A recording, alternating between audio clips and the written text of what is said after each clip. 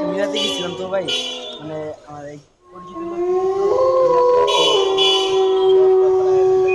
দুইটা বাজে ভাই, আমার মোবাইলটা সুন্দর করতে পারি। একা একা কি খবর টবর কি আপনার? তো আলহামদুলিল্লাহ ভালো। আমাদের সবার আলাদা। এই জানিস টাঙ্গানো হয়েছে। খাওয়া দাওয়া করছেন? তো আলহামদুলিল্লাহ, আপনার শরীরটা ভালো? আসসালামু আলাইকুম হুজুর, ভালো আছেন আপনারা?